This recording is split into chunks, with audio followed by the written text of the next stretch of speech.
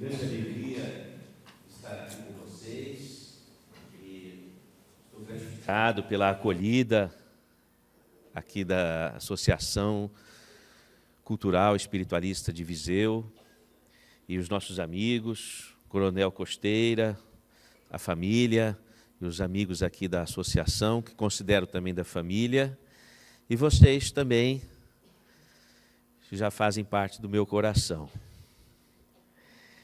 E eu pensei, na noite de hoje, em dar uma tonalidade para a nossa conversa, trazendo aspectos que interligam a vivência ou os ensinamentos de Jesus com a área da ciência. E me ocorreu que talvez essa ligação entre a ciência e os ensinamentos de Jesus possa, vamos dizer, aproximar um pouco os ensinamentos de Jesus do nosso cotidiano, da nossa realidade, num mundo que traz uma linguagem científica. A primeira questão referente a Jesus, que ele foi historicamente o primeiro homem a trazer o conceito de fraternidade irrestrita. Antes de Jesus não havia esse conceito. Quando Jesus vai falar de uma fraternidade irrestrita, sem pré-condições, isso era considerado na época uma aberração. Porque era comum a caridade entre pessoas da mesma casta. Então, fariseu ser caridoso com fariseu. Não fosse fariseu, podia morrer. Se fosse egípcio, podia morrer. E se a pessoa estivesse doente e ficasse inválida, não representava a raça, podia morrer também. Então, não havia a caridade incondicional. Esse conceito, amar os inimigos, perdoar infinitamente, representado pelos 70 vezes 7 vezes, que é um conceito de infinito, uma gíria do infinito, não é? Então, esses conceitos não existiam na época, eram considerados uma postura muito estranha. E veja que interessante, quando Saulo entra a cavalo na casa de Pedro, na expectativa de, enfim, acabar com todas aquelas atividades que Pedro conduzia no esteio dos ensinamentos do Cristo, ele entra na casa de Pedro, que era uma enfermaria, e ele vê nos leitos da enfermaria os companheiros dele de Sinédrio, que haviam pego a lepra e tinham sido encaminhados para o Vale dos Leprosos. E ele se surpreende de ver que aquelas pessoas que eram jogados no Vale dos Leprosos, eles estavam ali sendo acolhidos. Era um comportamento estranho, bizarro para a época. E isso assustou Saulo, que depois vai se tornar o maior dos apóstolos com o nome de Paulo de Tarso. E era um conceito realmente fora do comum. E na época de hoje também é. Se você for pensar como é que está a humanidade, ela não está muito diferente da época de Jesus. Você falar de uma fraternidade irrestrita ainda é bizarro na época de hoje. Você quer ver uma coisa, como é que isso é bizarro? A fraternidade irrestrita, ela envolve você acolher as pessoas em qualquer condição em que eles se apresente, não é? Vamos começar, por exemplo, o que a humanidade está fazendo do útero de nossas mães, não é? Com os abortos. Porque não vai me dizer que vir uma pessoa que começa a vida e você acolher com vamos dizer assim, a decepção, não é? E não é uma acolhida fraterna. Então, olha, isso daí já é uma questão interessante, não é? Outra questão é que tenta-se encontrar a paz com mais armas. Então, não é pagar o mal com o bem. Então, é um tipo de concepção que cada vez mais a humanidade vai desenvolvendo uma predisposição para uma desordem e para a guerra. Então, a concepção de fraternidade irrestrita ainda é muito distante. O planeta ainda tem muitas fronteiras, muitas barreiras nacionalistas, barreiras racistas. O racismo é um tema hoje. Em 2016, O racismo é um problema para a humanidade. Você pode conceber uma coisa dessa? Há 2016 anos depois de Jesus Cristo, o racismo é um problema. Quer dizer, é um atraso da humanidade referente a uma concepção que uma pessoa há 2000 anos veio falar algo que na época crucificaram ele, falaram, você não fala besteira, você está causando uma convulsão social, dizendo o que está dizendo. Esse foi Jesus Cristo. Ele que veio trazer esse tipo de concepção. É interessante também, veja que coisa curiosa, somente no século XIX é que o médico entrou no hospital. Antes do século XIX, o hospital não era lugar de médico. O que acontecia? Os hospitais eles eram construídos, inclusive, de preferência em cidades à beira-mar. Para que servia o hospital? O hospital servia para você isolar um doente, para que aquele doente não contaminasse a sociedade. Ia para o hospital os doentes e os criminosos. E não havia enfermaria de cancro, enfermaria de psiquiatria, não, era tudo misturado. Quando o hospital lotava, o excesso de doentes era colocado num barco e era colocado à deriva no mar. Aquilo que o filósofo Michel Foucault vai chamar a nau dos insensatos. Somente a partir da Revolução Francesa e a partir do século XIX, quando esses conceitos começam a ser colocados, conceito de fraternidade, de igualdade, começam a ser colocados em pauta, é que Philippe Pinel, por exemplo, começa a visitar um hospital e se solidariza com os pacientes de psiquiatria. E isso é recente, isso foi no século XIX. Ficaria muito difícil Allan Kardec, por exemplo, codificar a doutrina dos espíritos numa época em que a concepção de fraternidade e solidariedade referente aos doentes, ela não existia, ficava doente, ia para o hospital para isolamento da sociedade, não era para tratamento. Não é? Então, veja, nós estamos falando de um Jesus atualíssimo, ele está atualíssimo. As colocações do Cristo no que diz respeito às necessidades prementes que a humanidade está vivendo.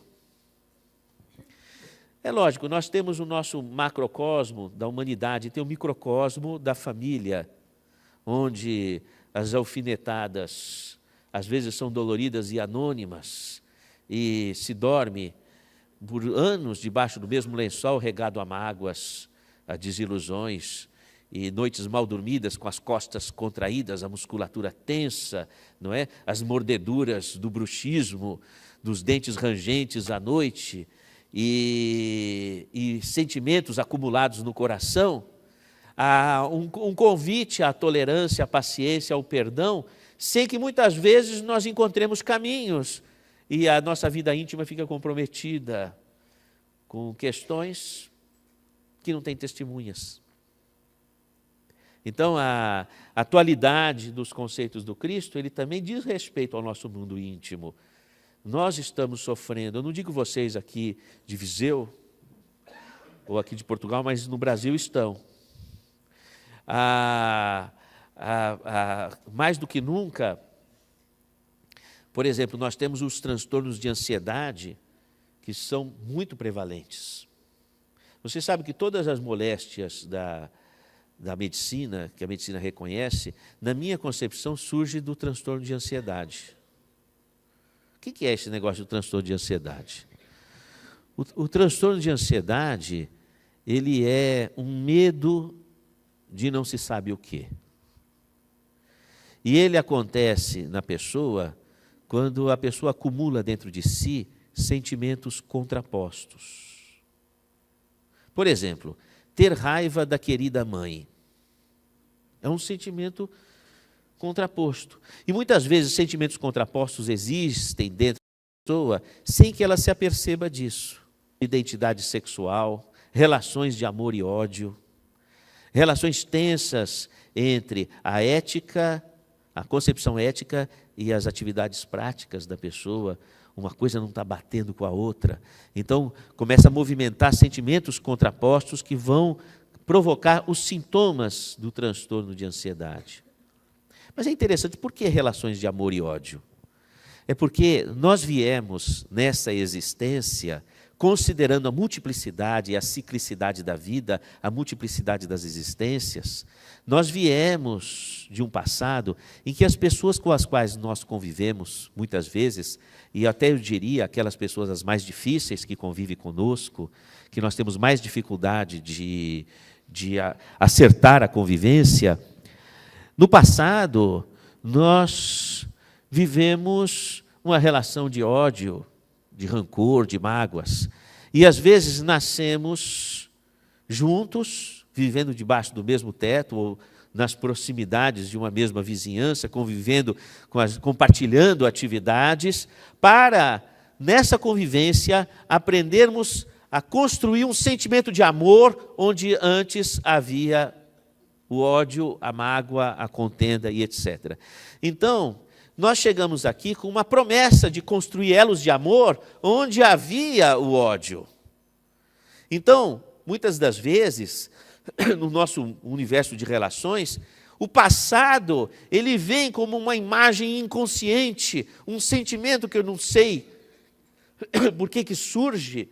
Ele surge uma aversão, uma antipatia, um sentimento negativo que muitas vezes transborda numa palavra mal colocada, transborda numa atitude repulsiva e numa atitude que provoca contendas que irritam, que provocam brigas, que provocam intrigas, que provocam melindres e etc. Energias de um passado que atropelam as promessas que fizemos de construir elos de amor. Então a mente ela fica ambígua, o passado e a promessa do futuro. Eu vim para construir um elo de amor, mas vem à tona os sentimentos do passado que dificultam o meu universo de relações. Então, essa ambiguidade de sentimentos é causadora desse chamado transtorno de ansiedade, que provoca na pessoa uma insegurança, ela fica instável, porque ela não sabe onde se colocar, se ama ou se odeia. Então, essa falta de base cria essa insegurança e um certo temor pelo fato da pessoa ela não firmar a identidade dela dentro de um propósito. Não, eu quero optar, os meus sentimentos sejam sentimentos de amor, de perdão, de tolerância, de paz, e as minhas palavras e as minhas atitudes também, seja com qualquer pessoa que for. Porque às vezes aquela pessoa que nos provoca mais antipatia, é que nós necessitamos mais ainda de fortalecer a nossa posição fraterna. E quando nós fazemos esta opção, nós firmamos a nossa identidade. E aquele temor e aquela ambiguidade própria do transtorno de ansiedade, ela desaparece. Quando nós acumulamos esses sentimentos contrapostos, tudo isso reage no corpo. O indivíduo sente o coração acelerar, e ele às vezes sente dor no peito, ele vai ao pronto-socorro, faça os exames, você não tem nada. Como não tenho nada? Eu estava desesperado, pensava que eu ia morrer, meu coração saindo pela boca, eu pensava que eu ia desmaiar. Sentia tonturas, uma opressão no peito, o meu intestino desarranjou, vai no médico, todos os exames normais. O transtorno de ansiedade traz muitos sintomas físicos. E é natural, a recorrência dos sintomas podem suscitar tendências e desencadear diversos padrões de moléstia de ordem clínica. Assim também nós vamos ter afecções do comportamento. O transtorno de ansiedade, no esteio desse medo de não se sabe o quê, no esteio dessa ambiguidade de sentimentos que acumulamos em nosso interior, no interior da alma, pode provocar insônias, perda de memória, a pessoa acha que, será que estou ficando com Alzheimer? Pode provocar depressão reativa. Você pode ver que muitos antidepressivos, eles também são ansiolíticos, porque são depressões reativas ao transtorno de ansiedade. Ansiedades angustiadas, em que a pessoa apresenta uma tristeza, uma desesperança, não encontra prazer nas coisas que realiza. O transtorno obsessivo-compulsivo, pensamentos intrusivos que invadem a mente da pessoa, fazem ela ter procedimentos e atitudes incoerentes ou ilógicas, e ela tem que lavar a mão 200.000 vezes, ou ela tem que bater, ou ela tem que ir e voltar, ou ela tem que ter um pensamento tal e qual, senão ela fica num estado tal de ansiedade que ela enlouquece. Os transtornos obsessivo-compulsivos, as perdas de concentração, as despersonalizações que levam às psicoses psiquiátricas, das esquizofrenias, dos transtornos bipolares, as desrealizações, a hiperestesia, a pessoa fica com os nervos à flor da pele, qualquer coisa irrita, a luz, o som, a palavra de alguém, ela fica mediúnica, ela fica em stand-by para uma associação espiritual, muitas vezes negativa, que provoca uma amplificação dos sintomas e a pessoa perde o controle.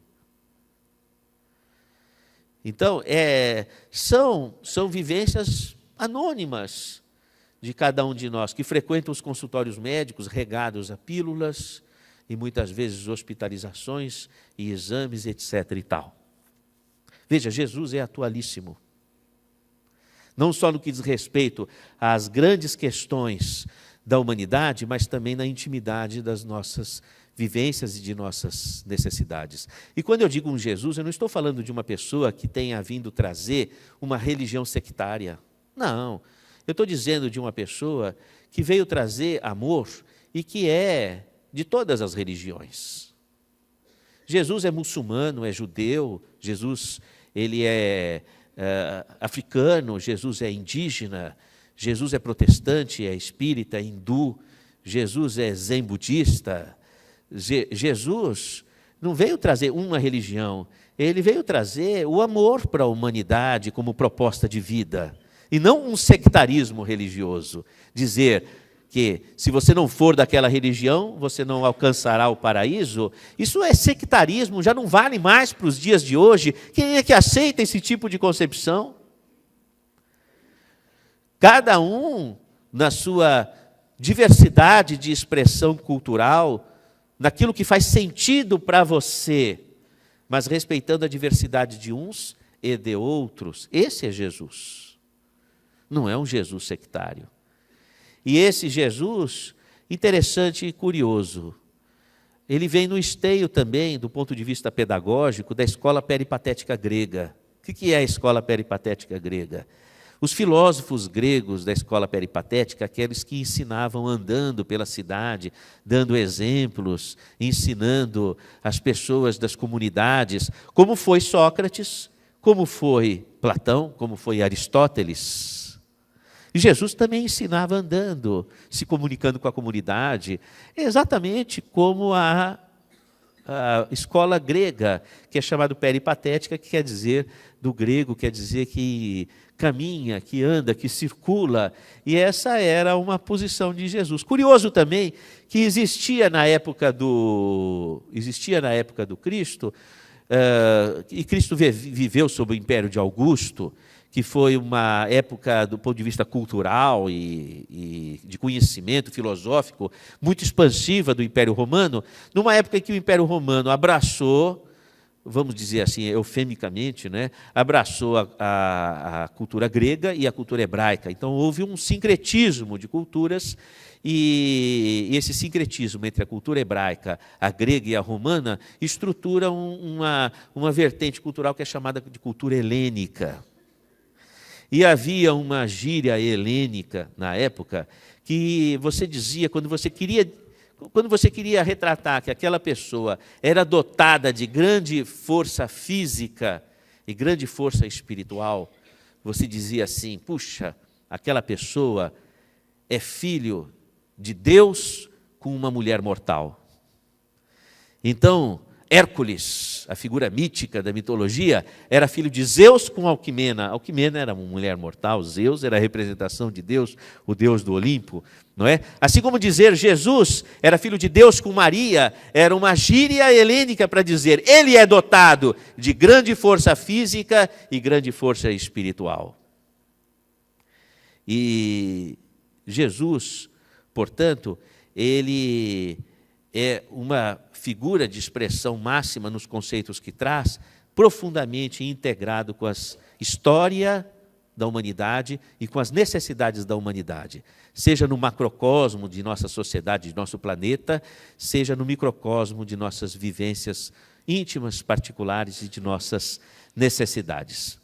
É interessante que, quando Jesus, vocês fizeram ainda há pouco a prece do Pai Nosso, não é? E Jesus, ele tinha uma habilidade de ensinar, e ele trazia conceitos que ainda exigem reflexão. Porque quando você fala Pai, chama a Deus de Pai, por que Deus é chamado de Pai? Não é? Qual é que é a concepção? Por que é chamado de Pai? Porque a imagem mítica da mãe é aquela que acolhe e dá berço. E o pai é aquele que coloca o filho para andar com as próprias pernas. Então, é como se o planeta Terra, na simbologia mítica da deusa Gaia, fosse aquele que acolhesse, que abrigasse.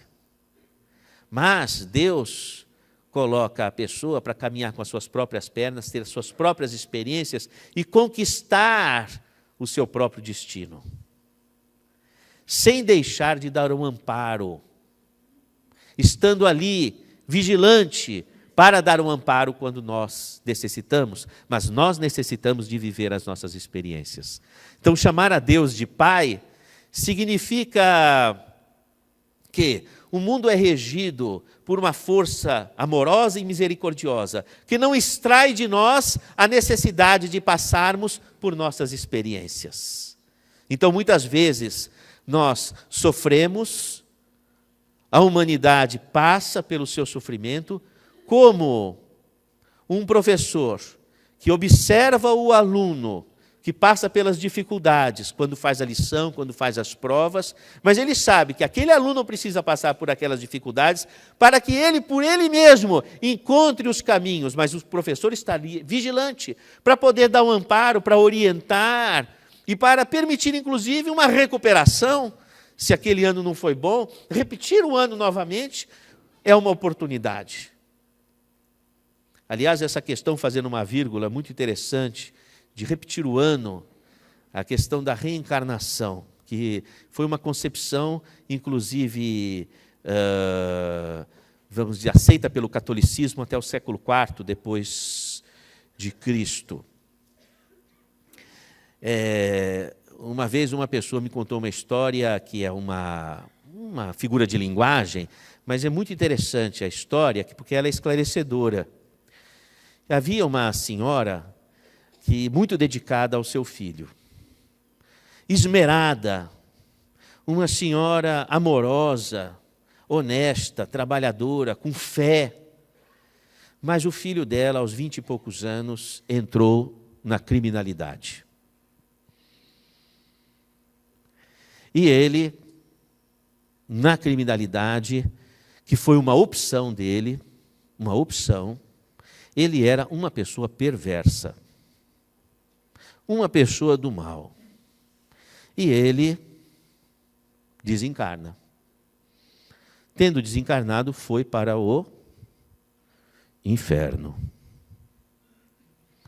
E ela, desalentada, continuou a vida dela com dignidade, tentando procurar até entender, puxa, o que eu não fiz pelo meu filho que se encaminhou para o mal? E, idosa, ela desencarna. E tendo sido uma pessoa exemplar no bem, ela foi para o céu.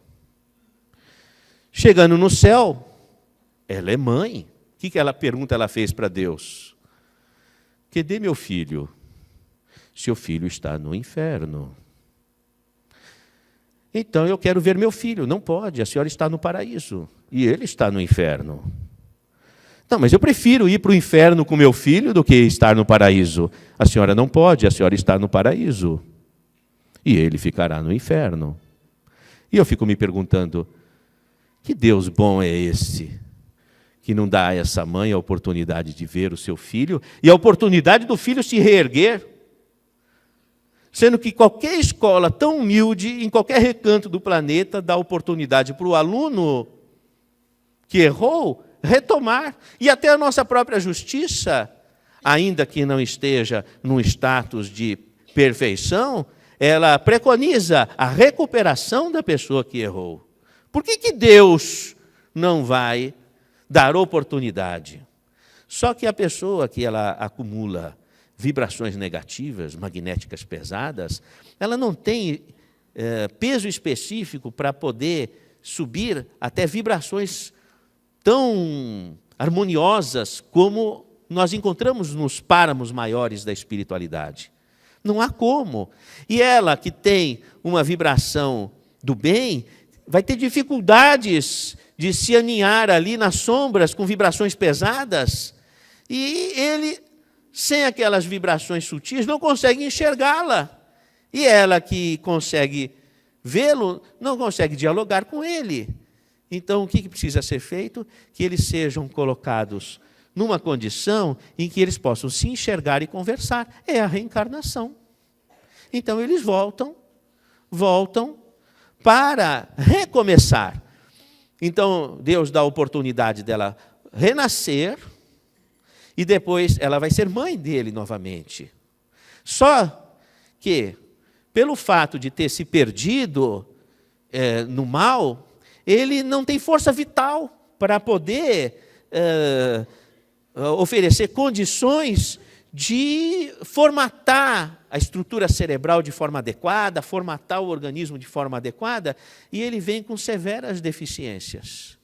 E aninhado ali na cama, ele pôde receber o amor, assimilar o amor, renovar os seus pensamentos, se distanciar das atitudes do mal, para poder depois fazer renascer dentro de si, através dessa imantação amorosa da mãe, durante toda uma vida ali, com a paralisia cerebral, não é? Que aninhou ele ali na cama, sob os cuidados contínuos da mãe. Aquele amor contínuo fez com que renascesse em seu coração as perspectivas do bem. Quando ele desencarna, ele já tem condições de alçar planos maiores e conviver na espiritualidade com a sua mãe e vice-versa. Não é bondade divina isso? É a bondade divina. Agora, você já imaginou também se nós morrêssemos e a vida acabou? Que mérito que haveria e que nós poderíamos atribuir a qualquer pessoa? Que méritos? Porque se a genética determina a inteligência, a personalidade e a virtude, uma pessoa que nasça com mais capacidade intelectiva, capacidade moral e capacidade realizadora, não é melhor do que um bom legume que está sendo geneticamente também perfeito. Então não há méritos. Há tanto mérito quanto ser um bom legume. Então, o que justifica uma pessoa amar e viver uma vida de sacrifício pelo amor se não existe o contínuo da vida? Então, a continuidade da vida, ela é o esteio que justifica o amor. Por isso que o Cristo, quando ele prega o amor e ele exemplifica esse amor, ele vai também falar da vida espiritual, da continuidade da vida, e depois da cruz ele aparece dizendo: a minha paz vos dou, demonstrando a existência da vida após a morte. Então, o contínuo da vida é a justificativa factual do amor. Sem esse conceito, o amor não se justifica, porque se tudo vai terminar em pó, o que importa se amei ou não amei? Que méritos tem uma pessoa que lutou por amor e outra que foi extremamente egoísta? Tudo vai acabar em pó. Então a humanidade não encontra justificativa ética no amor, não encontra justificativa factual. O contínuo da vida foi também uma expressão do conhecimento firmada por Jesus. E está estreitamente ligada e dá justificativa para o amor, o quanto que a gente luta pelo amor. Porque muitas vezes a ventania, as nuvens e a ventania, elas envolvem a nossa realidade nas amarguras, mas depois aquelas lágrimas que chovem fazem nascer uma natureza mais verde, uma natureza mais bonita. Então, a justificativa do sofrimento, quando ele encontra um sentido, e quando nós encontramos um sentido no sofrimento, como um convite à transformação interna, é como uma nuvem pesada que chega e que depois ela se desfaz numa chuva, e a chuva irriga o solo e as plantas crescem verdes.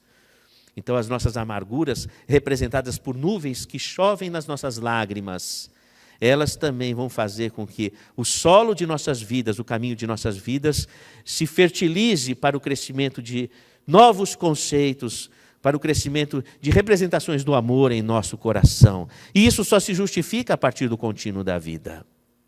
Então, quando nós chamamos a Deus de Pai, esse Pai misericordioso, e que Jesus denominou Pai, que te coloca para andar com as suas próprias pernas, para crescer, para evoluir, para se desenvolver, para ter suas próprias experiências, até que você encontre, até que nós encontremos os caminhos certos. Esse Pai só se justifica se a vida for eterna. E sua bondade, ela só é consistente se a vida for eterna e se nós tivermos tantas oportunidades quantas forem necessárias, quantas vidas forem necessárias para nós recolocarmos as nossas experiências com mais capacidade de amar. Por que nós esquecemos o passado? Nós esquecemos o passado porque seria muito difícil dormir debaixo do mesmo lençol com uma pessoa que viveu experiências de ódio e de inimizade com você, e depois você aceitar aquela pessoa nos seus braços, lembrando do que foi. Então se apaga para começar de novo. Tudo recomeça na natureza, a vida também recomeça com novas oportunidades. E por que quando eu durmo e eu saio do meu corpo e eu vou para o mundo espiritual, por que eu não lembro das experiências? Eu não lembro, porque se você lembrar, você não volta mais. Você acha que você vai para o mundo espiritual quando você dorme, encontra aquela maravilha da eternidade da vida, para voltar aqui, passar as dificuldades financeiras, para doer as coisas que doem nos ossos? Você não volta, fala, não, voltar eu não volto. Não é? Então é feito um anestesiamento assim, não é? É feito um anestesiamento para você esquecer e poder voltar, para viver as experiências que nós temos que viver e que são tão necessárias. Ora, nós estamos com, no Brasil, e deve ser mais ou menos parecido aqui na Europa, nós estamos com um suicídio a cada 35 minutos. É uma guerra, né? É uma guerra. Cada suicídio corresponde a 20 tentativas de suicídio. Então, seria uma tentativa de suicídio a cada 2 segundos. Você pode imaginar o que significa isso? Não é? Nesse instante que nós estamos conversando, tudo isso está acontecendo. E você pode imaginar a sua responsabilidade das pessoas que te cercam frente a essa questão, não é? Porque o cristão, sabe como é que é o cristão? O cristão é assim. Está uma chuva torrencial, em alto mar. E o barco está balançando, quase naufragando. E todos estão ali no barco, num desespero tremendo. E de repente eles veem que a praia está chegando. E avistam a praia. Nossa, vem aquela esperança. E aquela esperança e aquele júbilo, não é? Então a praia é o cristão. Você é a praia. Você é a praia, é o porto seguro, é o alento das pessoas que estão no desespero. E quando eu digo cristão, o cristão ele é muçulmano também, ele é judeu. Cristão é hindu, é zen budista, é africano, é indígena. Cristão é coração aberto, não tem sectarismo. E ele é a praia segura das pessoas que estão naufragando em desespero. Então, quando nós estamos aqui reunidos, nós não viemos só pedir ajuda a Deus. Porque eu perguntaria para você, para que serve para você a religião? Eu vou dizer aqui, não a religião institucional. Não, a religião institucional ela é humana. Eu vou dizer a religião do coração. O altar do seu coração. A tua religião, ela pede que Deus te sirva nas coisas que você deseja? Ou a tua religião te convida a servir a Deus? Qual é a tua religião? A tua religião é aquela que cobra de Deus para que Ele te atenda, para que Ele te cure, que alivie o teu sofrimento, clareie a tua vida, faça por você o que você quer que Ele faça? Ou a tua religião é um convite para que você sirva a Deus? Essa é uma reflexão curiosa. A grande questão é viver do amor que se dá e não do amor que se recebe. Porque quando você serve a Deus e você busca de dentro de você a força do amor, a força de vida para servir a Deus, como aquela força veio de dentro de você e Deus representa a força indutora deste processo que você desenvolve para entrar em sintonia com o Criador, na medida em que você estabelece esse movimento de extrair de dentro de você essa força interna, essa força é própria e definitivamente sua. Para que nós não vivamos o paradoxo do crente. O paradoxo do crente ele tem muita fé, é uma pessoa verdadeiramente de fé, frequenta a igreja ou a instituição religiosa, devoto, ele tem muita fé em Deus, ele só não acredita em si. E aí as coisas não acontecem, pela falta de crédito em si mesmo. E aí muitas vezes vem, puxa, Deus não me ajuda, como se eu fosse um receptáculo de Deus e que Deus faça as coisas todas por mim. Não, Deus é um indutor, Deus é um convite, é uma direção, é um porquê, convidando para que nós desenvolvamos dentro de nós a força do amor, a força da vida, a força de espírito, a coragem. O pedir e obtereis é um corolário do buscai e achareis. Não basta só pedir para obter, mas é necessário buscar, tomar uma iniciativa para que possamos criar dentro de nós, ou enxergarmos que existe uma força divina dentro de cada um de nós. Vós sois deuses, podeis fazer tudo o que eu faço e muito mais. Ou seja, fomos feitos à imagem e semelhança de Deus, e Deus é amor. Então, a nossa estrutura íntima, o tecido de nossa alma é a força do amor, a mesma força constitucional do Criador, a força de Deus. Deus é um convite.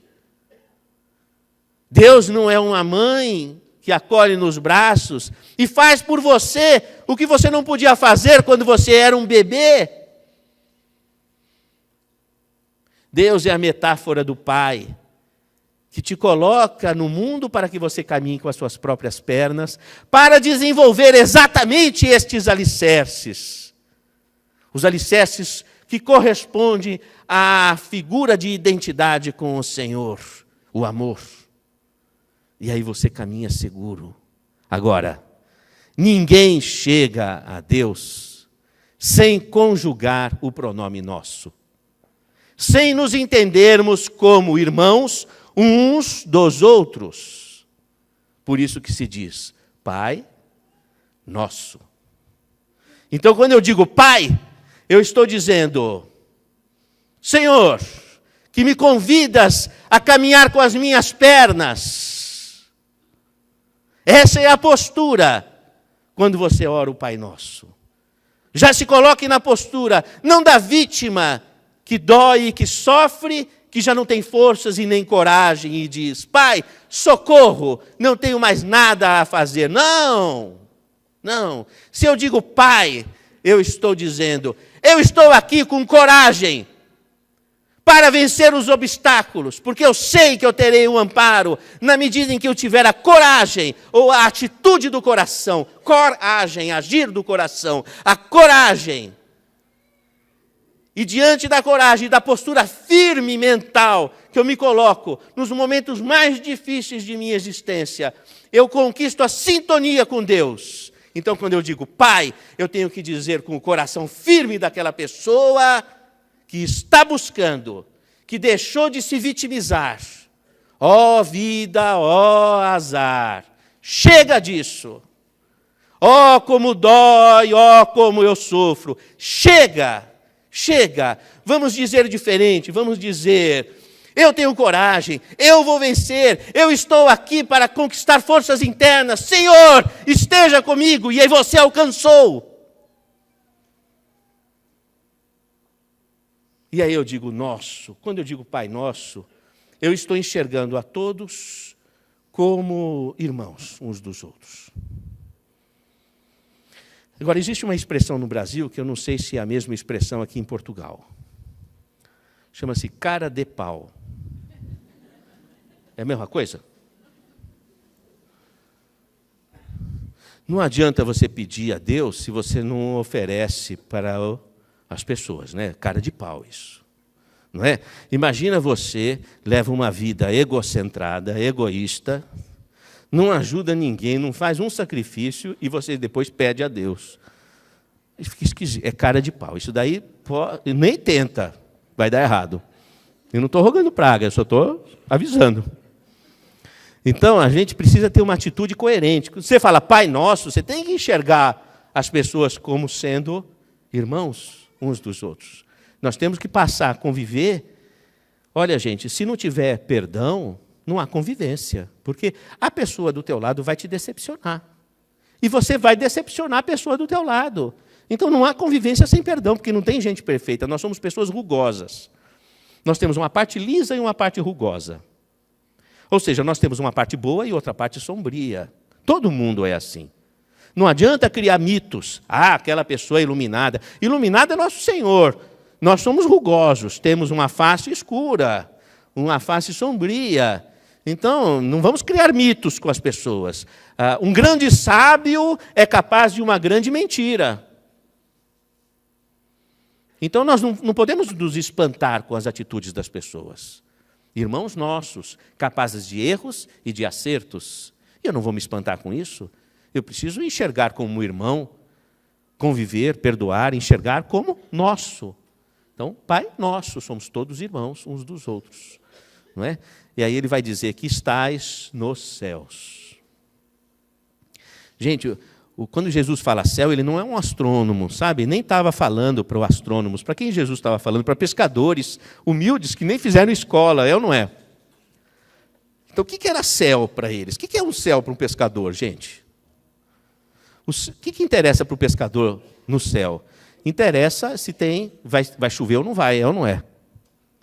Então, o céu de um pescador, quando Jesus fala céu, ele está falando céu de pescador. É onde as nuvens pairam. Esse é o céu de Jesus, é até onde vai as nuvens. Então, quando Jesus fala para os pescadores, Pai Nosso que estás nos céus, ele está falando de um céu por onde as nuvens pairam. Ele está falando da atmosfera, ele está falando o seguinte, que se Deus está no céu, eu respiro Deus. Deus é a atmosfera que eu respiro, porque é a atmosfera que sustenta as nuvens, é o ar que eu respiro. Então, ao contrário da concepção de se a gente não tiver essa noção de concepção histórica, o céu dos astrônomos é um infinito. Se você pensa um céu de Galileu, por exemplo, você vai pensar, Pai Nosso que estás nos céus, então ele está num lugar que eu nunca posso alcançar. Porque quem é que alcança o infinito do céu? E não é essa a concepção do céu de Jesus. A concepção do céu de Jesus é até onde pairam as nuvens e a atmosfera que eu respiro. Pai Nosso que estás nos céus. Então, quando eu respiro, Deus entra dentro a força divina entra dentro do meu pulmão, entra dentro do meu peito. E se eu estiver aflito e eu estiver com a respiração ofegante, mais a presença divina vai estar dentro do meu peito. Pai Nosso que estás nos céus. Quando você for rezar da outra vez, respira fundo nessa hora, porque o céu de Jesus é o céu da atmosfera, é o ar que respiramos, é a presença divina tão próximo de nós, e sentir esse hausto divino em cada respiração é lembrar o quanto Deus está presente dentro de nós. E isso traz um outro conceito também fundamental, que a oração deve ser como o ato da respiração. É um ato contínuo. A oração é um moto contínuo. É tanto quanto respirar é orar, porque é um estado de espírito. É uma sintonia. É compartilhar continuamente com os propósitos do amor. Então a oração ela é contínua. Ela não é um determinado momento diante de determinado altar. Ela é a cada momento em que nós pensamos e sentimos, quando o nosso propósito é de transformação de nossos sentimentos em sentimentos sincrônicos com Deus, em sentimentos sincrônicos com a fraternidade, o amor e a paz. E aí é uma questão muito importante, porque Jesus, ele vai dizer para a mulher hemorrágica, ela estava ali sangrando, ela toca as vestes de Jesus, e quando ela toca as vestes de Jesus, muito provavelmente, por interferência do sistema límbico cerebral, a hipófise dela passa a produzir ocitocina. E aquela ocitocina caindo na circulação, chegando até a musculatura lisa do útero, promove uma contração uterina e ela para de sangrar. Senhor, tu me curastes. Não, não fui eu que te curei. Foi a tua fé que te curou. Jesus está delegando o poder a você. Podeis fazer tudo o que eu faço e muito mais. Está devolvendo o poder para você, te empoderando da tua vida. Então ele nos ensina a fazer um decreto, que nós precisamos decretar com firmeza. E nós dizemos, Pai nosso que estás nos céus, iluminado seja o teu nome. Nós vamos colocar foco, é a nossa opção, é a tua opção. Você vai fazer um decreto que na minha vida o nome de Deus seja iluminado. Eu vou tirar de cena, eu vou tirar do foco, dos holofotes, as minhas queixas. Eu vou tirar dos holofotes as minhas amarguras. Eu vou tirar dos holofotes as depressões, as tristezas, as intrigas. Eu vou tirar o meu sofrimento do holofote. Eu vou sair do corpo mental das minhas aflições. Eu vou subir um pouco para outra dimensão. E eu vou decretar que os holofotes, que a luz, que o meu foco de atenção esteja em Deus. E Deus não é depressão, não é ansiedade, não é tristeza, não é discórdia. Eu saio disso. Eu saio do meu corpo mental. Eu saio das intrigas. E eu vou e coloco o holofote de minha atenção em Deus. Iluminado seja o teu nome. Venha a nós o teu reino. Assim eu também peço uma correspondência. Mas não é só que eu peço, eu decreto isso. Deus sabe o que Ele tem que fazer. A questão é se eu sei. E eu decreto isso, iluminado seja o teu nome, venha a nós o teu reino, porque eu não quero que chegue até mim as perturbações que me afligem, eu quero que chegue até mim o reino de Deus, de amor, é um decreto, eu firmemente faço essa opção. Escolher é abdicar. Você escolhe algo, você abdica do resto. Se você escolheu aquele emprego, não jogue cinzas no pão. Você escolheu aquele emprego, abdicou dos outros. Se escolheu aquela pessoa para ser o seu cônjuge, abdicou dos outros. Escolher é abdicar. Fazer escolhas é a grande dificuldade de todo o planeta hoje. No mundo corporativo, tomar decisões, fazer escolhas, é difícil. Então eu faço uma escolha. Venha a nós o teu reino de amor e de luz. Porque eu não quero mais que chegue até mim as vibrações da discórdia, do desentendimento, das dores, das aflições. Mas eu quero que chegue até a mim o reino de Deus. Iluminado seja o teu nome. Venha a nós o vosso reino. E veja que coisa interessante. E aí nós caímos novamente no mesmo conceito. Há uma diferença muito grande. Querer ser Deus e querer estar com Deus. querer ser Deus da ansiedade. É um subproduto do orgulho, querer ser Deus. Eu sou uma pessoa ansiosa. Eu sei do que eu estou falando. É querer que as coisas aconteçam do jeito que você quer que aconteça. E se acontece diferente, dá um problema, dá um tilt. Não sei se tilt em português é o mesmo que em brasileiro. Dá um choque, um problema. Então, querer estar com Deus é entender aquela pessoa difícil, aquela situação difícil, ok, eu aceito. Mas a resignação cristã, ela não é uma resignação passiva. Eu aceito como experiência que o destino está me passando. Eu aceito como experiência. E na tranquilidade daquela aceitação, eu consigo lucidez para transformar a realidade. É como uma pessoa que cai na água e ela não sabe nadar, e ela se desespera, ela grita, ela se debate, e gritando ela perde o ar que tem no pulmão, e ela afunda. E a outra pessoa que não sabe nadar, caiu na água, e ela não se rebelou. Ela manteve o pulmão cheio, e ela boia. E a correnteza levou ela até um galho, e ela pega o galho e sai da situação. Então, nas situações difíceis, acreditar a Deus que você foi colocado naquela situação e que você precisa ter calma, aceitar e sentir um pouco o que está acontecendo, sem se alterar, te coloca numa situação ideal para você tomar uma atitude de transformação. E aí você não... A humildade, deixar-se umidificar por Deus, porque a água entra em todo canto. Não tem barreiras para a água. Deixar-se umidificar por Deus é você compreender que Deus é teu parceiro. Por que os 10 mandamentos começam? Amar a Deus sobre todas as coisas. Por quê? Porque se é difícil você perdoar aquela pessoa, se é difícil você conviver com aquela pessoa, coloque Deus entre você e o problema. Já fica mais fácil. Por Deus eu faço. Por Deus você faz. Você adquire força, é um aliado. Estar com Deus é um aliado. É insuportável aquela situação. Não coloque Deus de lado, coloque Deus entre você e a situação. Mas Deus está comigo. Já ficou mais fácil. Estar com Deus, deixar que Deus intermedie a relação entre você e a problemática, entre você e a pessoa difícil. Então, já fica mais fácil.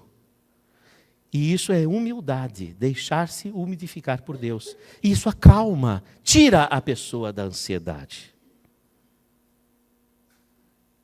Então, quando Jesus diz assim, seja feita a vossa vontade, nós estamos dizendo, Senhor, eu não posso construir o universo por mim mesmo.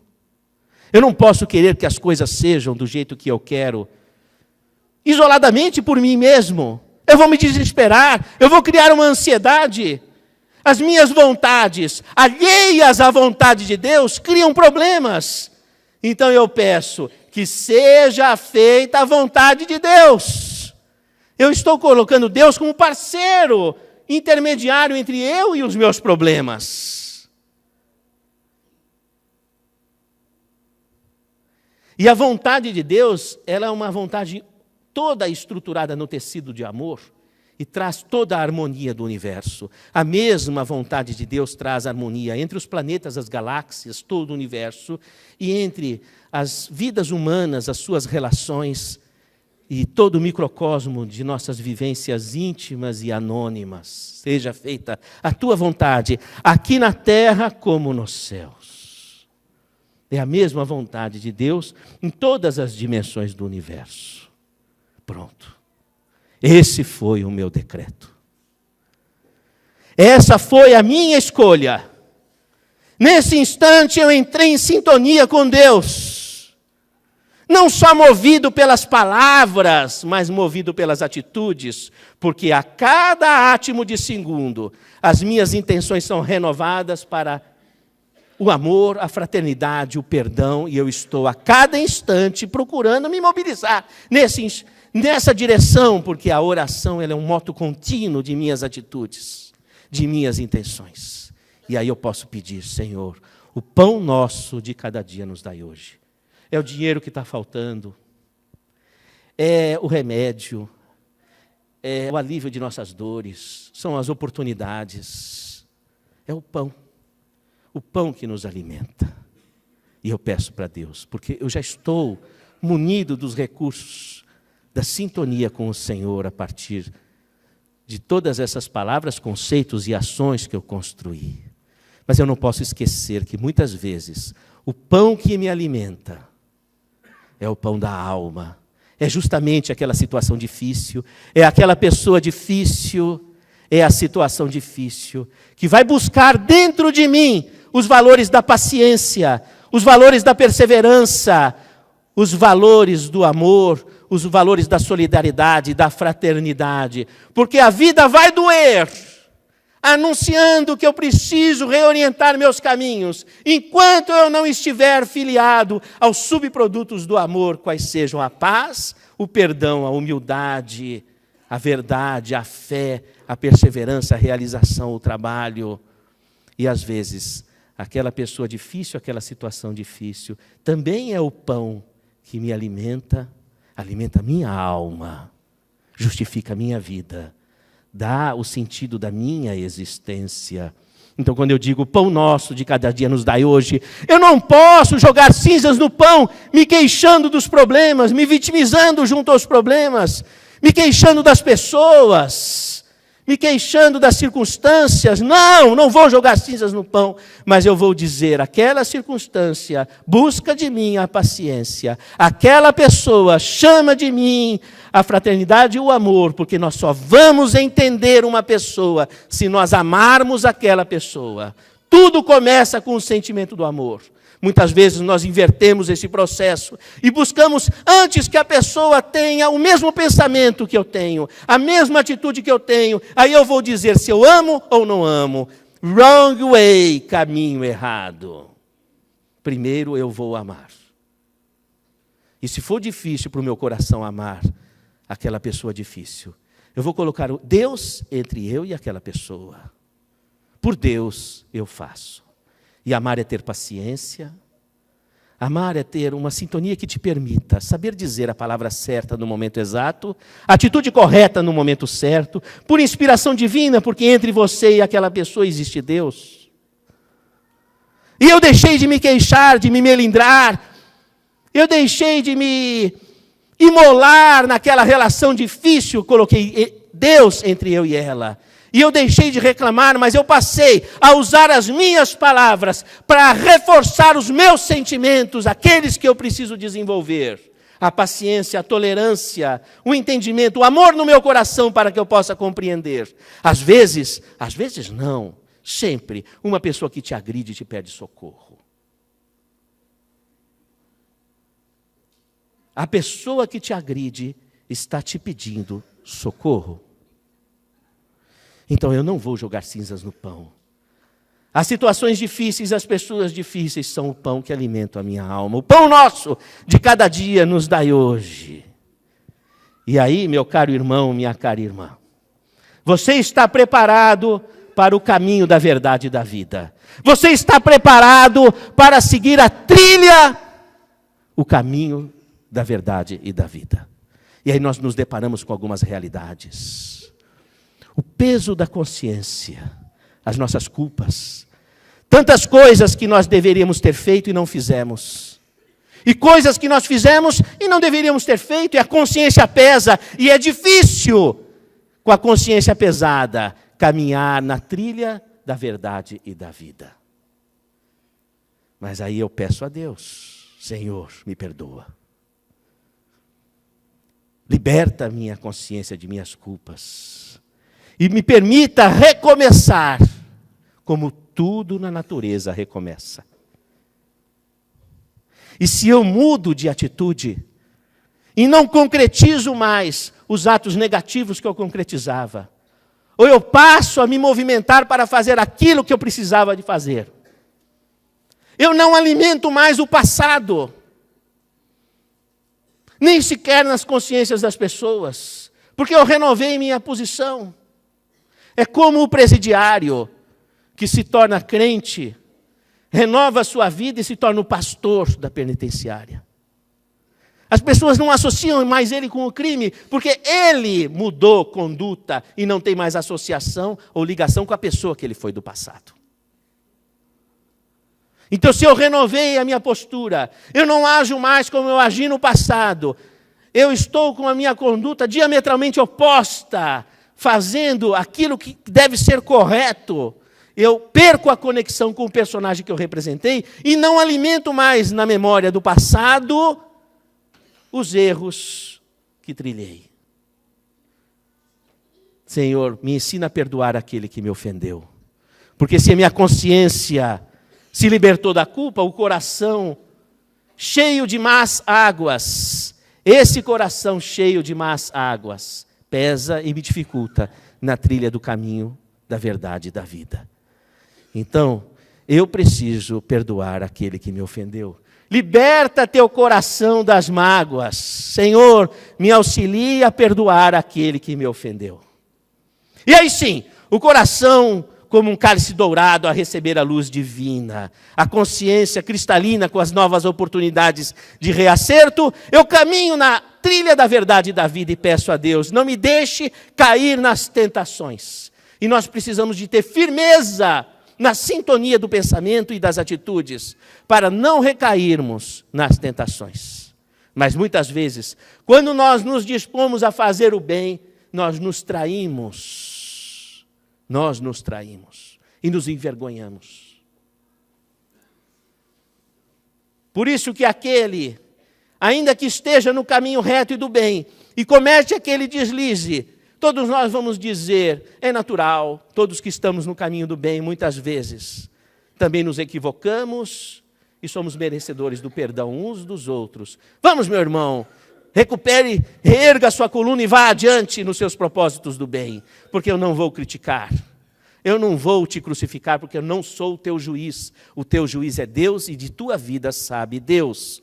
O que eu vou fazer é te dizer, vá em frente, levante e ande, porque eu também posso mais para frente cair e vou precisar do teu estímulo, da tua compreensão e do teu perdão. Não me deixe, Senhor, cair em tentações, mas me livre do mal. Livrar do mal é compreender que se o universo foi construído por um Deus de amor, tudo é amor. É como uma chuva que cai na poeira e forma lama, e daquela lama o humus da terra, e do humus da terra as flores, a vegetação, a alimentação, a natureza. Também a humanidade, que recebe os eflúvios de Deus, é uma poeira, é uma lama, mas é nessa lama que o Evangelho faz a luz. E é nessa lama que o Evangelho encontra o seu papel, enquanto mensagem divina do Cristo, representante dos grandes avatares que vieram trazer paz para a humanidade. E é nessa lama em que nós estamos mergulhados, essa lama que a humanidade está, é ali que o Evangelho vai trazer a luz. Então não vamos nos desesperar e dizer, está tudo perdido. Não. Vamos dizer, é essa lama que forma o humus da terra, onde o Evangelho vai permitir a fertilidade e a produção da luz. E eu vou arregaçar as minhas mangas, eu também vou trabalhar com o Cristo, eu também vou exemplificar o amor em minhas atitudes, eu vou arregaçar minhas mangas e auxiliar os doentes, auxiliar os necessitados, auxiliar os desesperados. Eu também vou ser uma praia segura, acolhedora para as pessoas que sofrem, na medida de minhas possibilidades. E se ainda assim parecer impossível, eu vou pedir a companhia de Deus para me auxiliar nas tarefas que eu preciso realizar. Porque se nós temos energia para adoecer, se nós temos energia para ter mágoas, se nós temos energia para discutirmos e brigarmos, é porque está sobrando energia para fazer o bem. E o redirecionamento das nossas energias restabelece a nossa saúde e a nossa capacidade de realização. Diante dessa pequena introdução, vou iniciar a aula sobre a glândula pineal.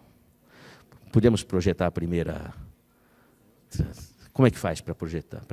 Como é que faz para passar as imagens? Então eu vou passando. Essa aula, que vai ser breve para vocês, eu dou para a Faculdade de Medicina da Universidade de São Paulo, dou também para a Universidade de Antioch de Los Angeles, nos Estados Unidos, dei também na Universidade de Toronto, dei numa sede da Universidade de Oxford, na Inglaterra, dei em Toulouse, na França, na Universidade Federal de São Paulo, dei também na Universidade Agostinho Neto de Angola, e estou dando aqui essa aula mesmo. Código Internacional de Doenças, da Organização Mundial de Saúde. Diagnóstico, estados de transe e possessão. Possessão por espíritos passou a ser diagnóstico médico também. E é diagnóstico diferencial das esquizofrenias, dos transtornos psicóticos. É curioso, porque a espiritualidade entra formalmente na medicina. Difícil é encontrar um médico que conhece o código. DSM-4 agora e DSM-5 eu vou dar o DSM-5 eu vou dar no domingo no curso. O clínico deve tomar cuidado para não diagnosticar erradamente como alucinação ou psicose, casos de pessoas que dizem ver ou ouvir espíritos de pessoas mortas, porque isso pode não significar alucinação ou psicose. Associação Americana de Psiquiatria. Nós vamos nos aprofundar nisso no domingo. Glândula pineal, a antena que tem no meio da tua cabeça. É bom a gente saber o que tem dentro da cabeça. E você tem uma antena que te liga magneticamente aos planos espirituais.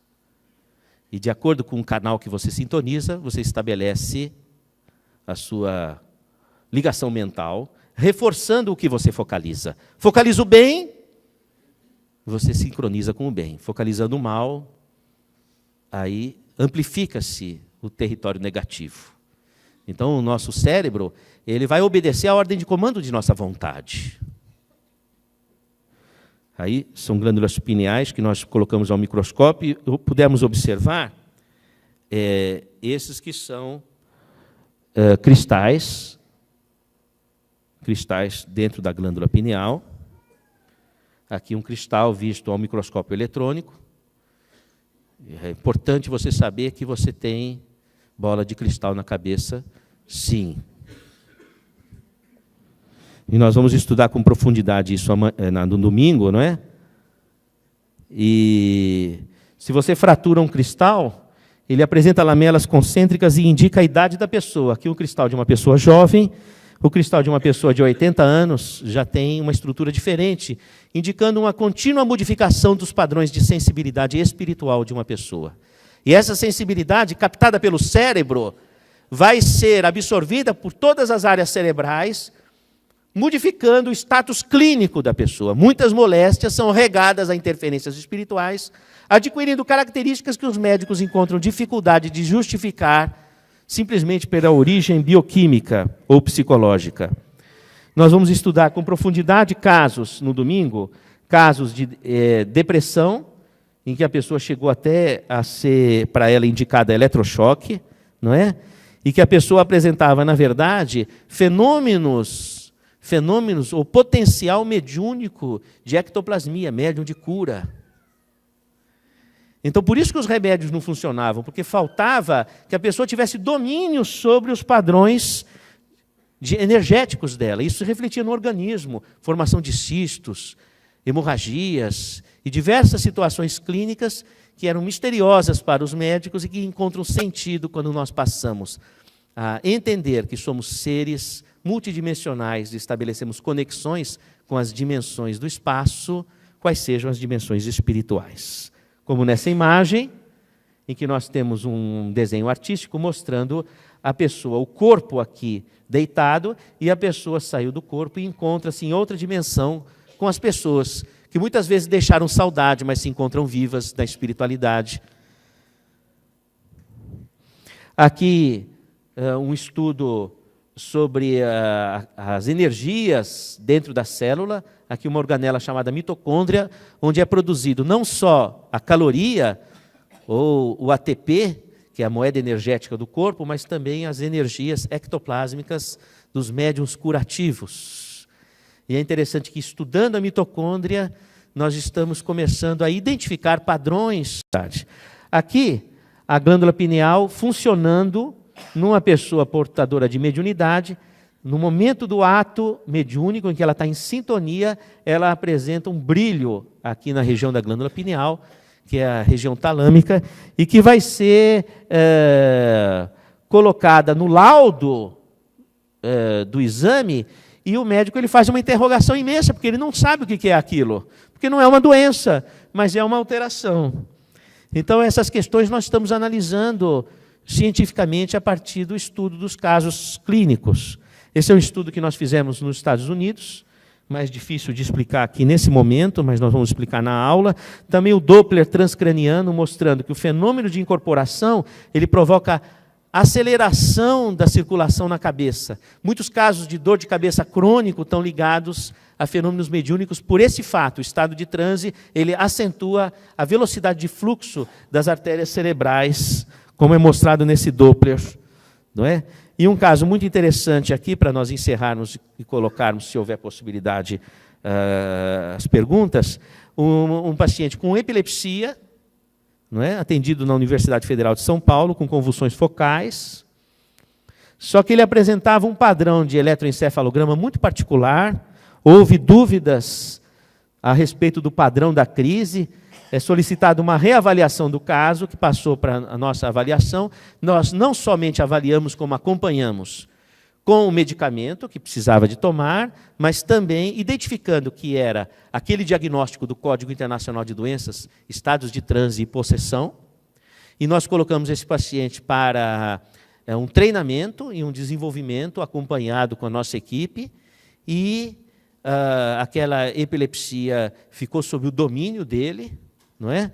E adquiriu características muito próprias da mediunidade. Foi um caso muito interessante no Brasil. Ele está em transe, aí, recebendo um médico da espiritualidade. Ele tinha 16 anos nessa época.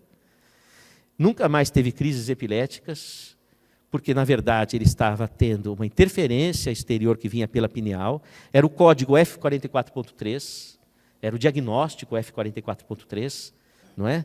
E veja, gente, eu estou dizendo para vocês, um suicídio a cada 35 minutos, uma tentativa de suicídio a cada 2 segundos. Quase 100% dos casos, a pessoa que vai tentar o suicídio, ela começa a ouvir vozes dizendo o que ela tem que fazer. Interferência espiritual.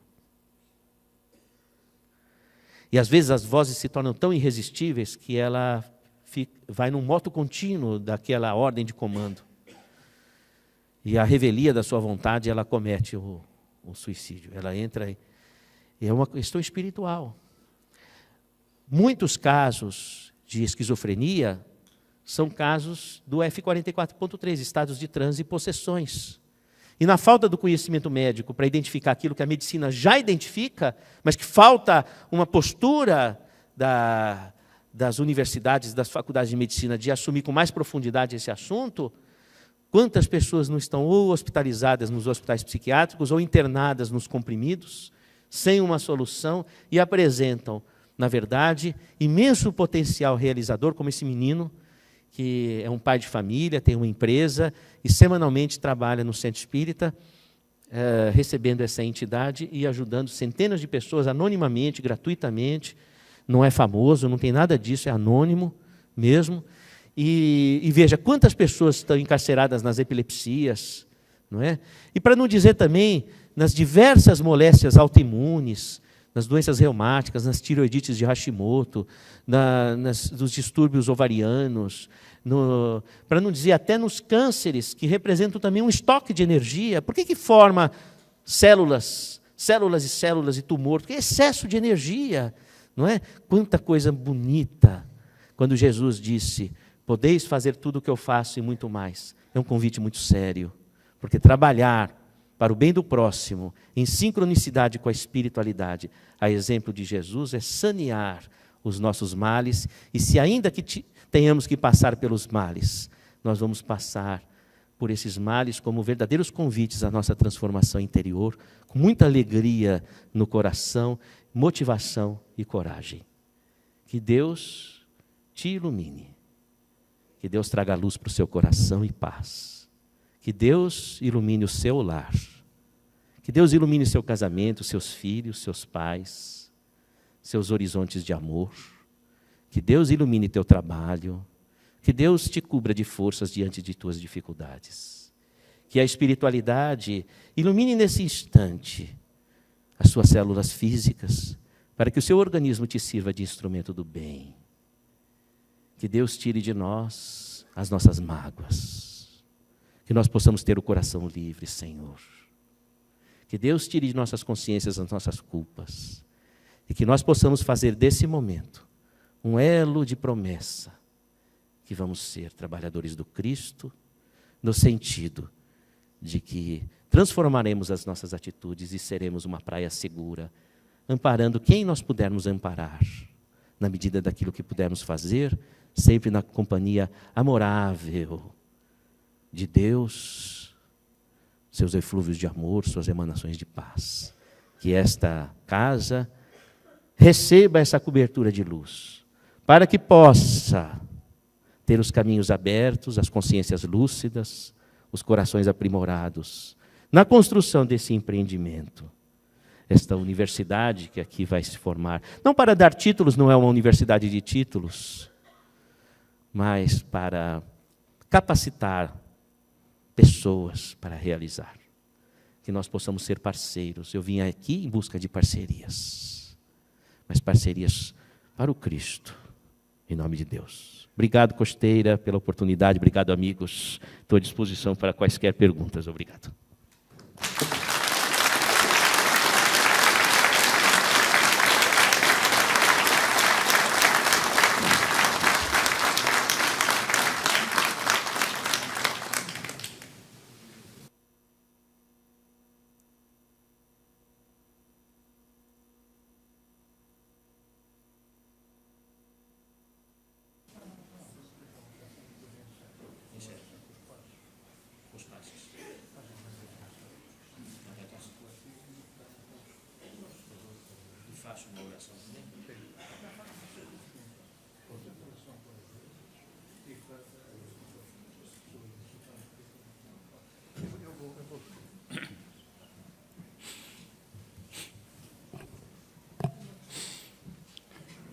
Nós vamos encerrar. Eu vou pedir ao Dr. Sérgio Filipe de Oliveira que faça uma prece com dois sentidos.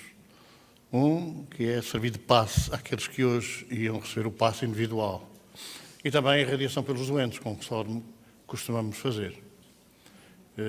Nós estamos todos sintonizados. Eu ia dizer que íamos cantar uma canção, mas esta oratória com Jesus foi mais que uma oração. E, portanto, eu vou só agora pedir que ele encerre, vou desligar, reduzir as luzes. Quer fazer? Mas já são 10 horas. Mas lá, então vamos abrir espaço para duas perguntas, se alguém quiser fazer. Bolas? Vá lá. Tem a ver com aquilo que todos nós estamos habituados a ouvir falar sobre os milagres de Jesus. Portanto, tem a ver com curas, portanto, Jesus foi médico também nesse aspecto. Portanto, nós sabemos que Jesus curava impondo as mãos.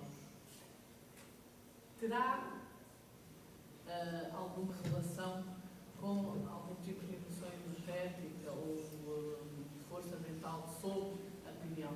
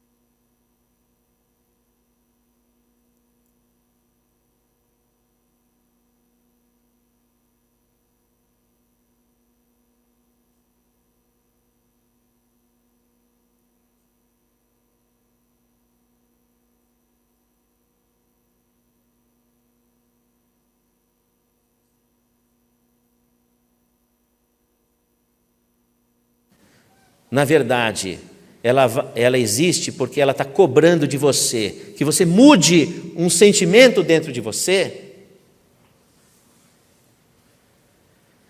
e você passa a entender, agora eu estou entendendo, e você passa a transformar aquele sentimento, aquela doença não tem mais propósito. Aquela senhora tinha um câncer de fígado, e ela disse: doutor, as quimioterapias não resolvem mais, coloque suas mãos me dando um passe no fígado, vê se tira aquele câncer do meu fígado. E eu perguntei a ela: uma coisa você passou na tua vida de muita amargura. O que foi? Doutor, de amargura, amargura mesmo, foi o meu marido. Me conte. Eu era jovem, gostava do meu trabalho e da minha profissão. Quando eu me casei, ele disse: você não vai mais trabalhar. Eu aceitei, doutor. Nos finais de semana eu queria sair um pouco, mas ele estava cansado, queria ficar em casa. E de domingos, aos domingos, era toda a família em casa e eu a fazer o almoço. E depois iam todos para a sala conversar e eu lavar as louças. E essa foi a minha vida. Eu tenho uma mágoa com relação ao meu marido. Esse câncer é uma vingança contra meu marido, doutor. Eu disse a ela: mas a senhora foi cúmplice disso. A senhora não pode se colocar na situação de vítima. Por que não se posicionou? Por que não se colocou? Há um caminho do meio? Doutor, eu acho que é assim. Buscar de nós a fraternidade e o perdão. O que resolve uma pessoa tomar um passe e ter a sua doença curada, se aquilo não teve nenhum significado transformador para a realidade dela? Não vale de nada. Então, quando Jesus impunha as mãos, na verdade, ele estava estendendo o seu coração como um ato conclusivo de uma transformação que ele percebeu que a pessoa fez em seu pensamento e sua atitude. E aquela força magnética que foi absorvida por sua pineal e se transmitiu para todo o seu organismo, foi somente a conclusão de um processo que a pessoa desenvolveu dentro dela mesma. Se você, que está aqui nessa sala, passar a enxergar qualquer doença que você tenha como sendo uma reorientação de caminhos, e você se dispuser a perguntar a Deus: o que eu preciso mudar em mim, que essa doença está me convidando, e se você for atrás disso, e você acertar o ponto, e você se transformar, aquela doença não tem mais propósito de existir, e você vem tomar o passe no centro, e olha que milagre, aquela limpeza magnética concluiu tudo aquilo que eu me dispus a construir em mim mesmo.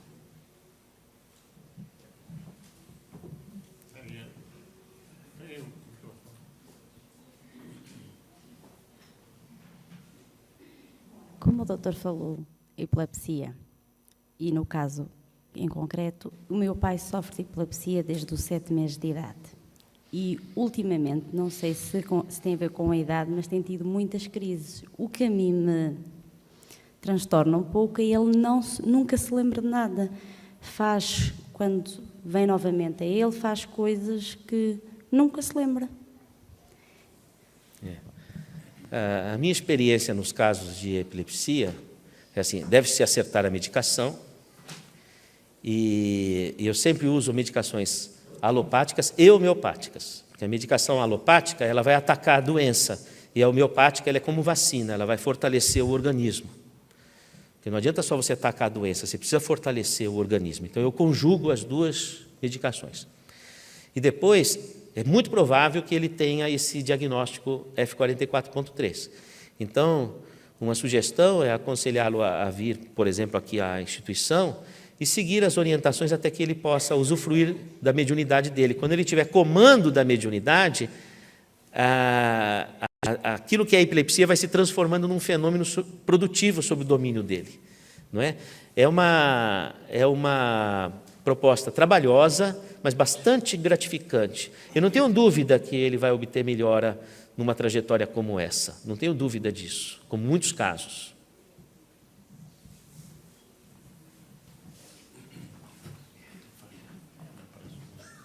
Tá.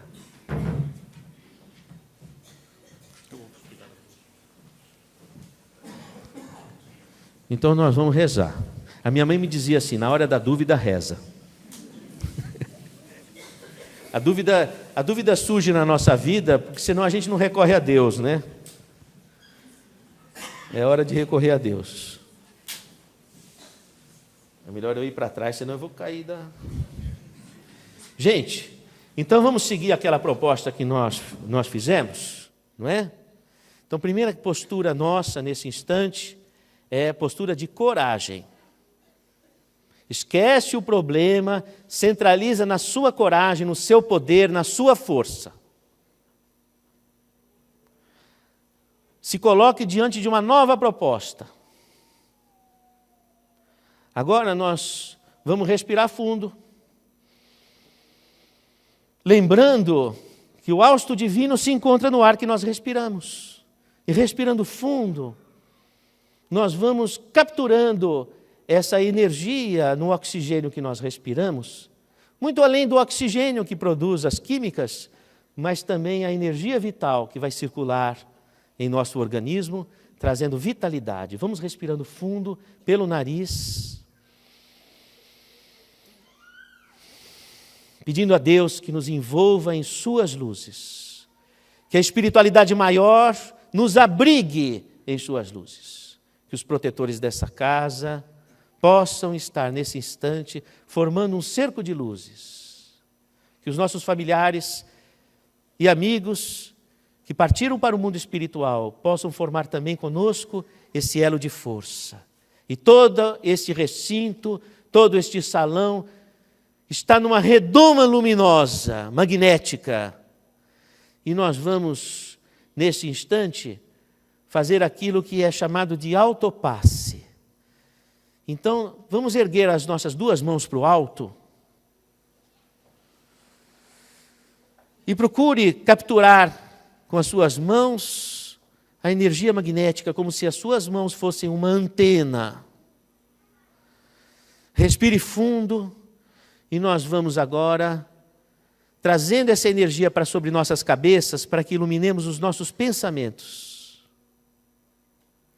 Agora nós vamos trazendo essa energia para o nosso coração, para que nós possamos iluminar os nossos sentimentos. Agora nós vamos trazer essa energia para o nosso estômago, o lugar do plexo solar, para o equilíbrio do nosso corpo físico.